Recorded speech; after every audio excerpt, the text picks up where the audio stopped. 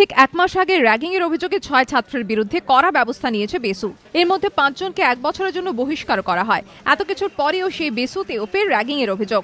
Architecture বিভাগে সিনিয়রদের বিরুদ্ধে র্যাগিং এর অভিযোগ করেছেন সেই বিভাগেরই প্রথম বর্ষের এক পড়ুয়া। নাম গোপন রেখে বিভাগীয় এক শিক্ষককে ওই ছাত্র লিখিত অভিযোগ করেছেন।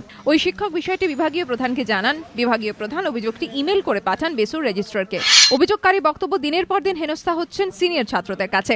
হেনস্থার শিকার হচ্ছেন তাঁর বিভাগের একাধিক পড়ুয়াও। মুরগি বলে নিজেদের উল্লেখ করতে মানসিকভাবে বাধ্য করা হচ্ছে, না বললে হেনস্থা করা হচ্ছে গালিগালাজ।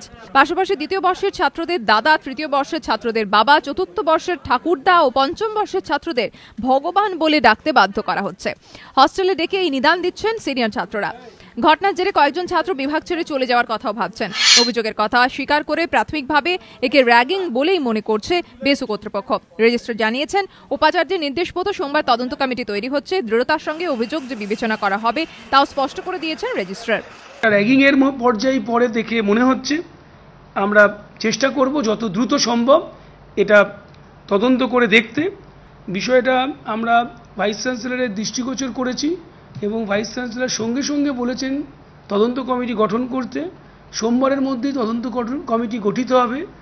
আমরা অত্যন্ত দৃঢ়তার সাথে এটাকে দেখব এবং যদি এর মধ্যে কেউ দোষী থাকে তাহলে তো তাদের কঠোর শাস্তি আমরা দেবই। সে নিয়ে কোনো আমাদের মধ্যে দ্বিধা নেই। সাম্প্রতিক অতীতে বেসু কিংবা যাদবপুরের মতো বিশ্ববিদ্যালয়ে র্যাগিং এর ঘটনা ঘটেছে। কড়া শাস্তি পেয়েছেন অভিযুক্তরা। এমনকি দমদমে ক্রাইস্টচার্চ স্কুলে ঐন্দ্রিলাকেও র্যাগিং করার অভিযোগ উঠেছে সিনিয়রদের বিরুদ্ধে।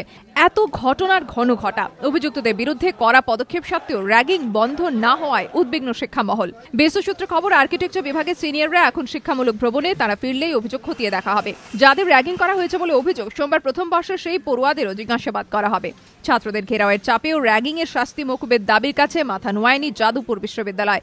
র্যাগিং প্রমাণিত হলে বেসুও যে কড়া পদক্ষেপ নেবে তারও ইঙ্গিত মিলেছে। কৃষ্ণেন্দু অধিকারীর রিপোর্ট, এবিপি আনন্দ।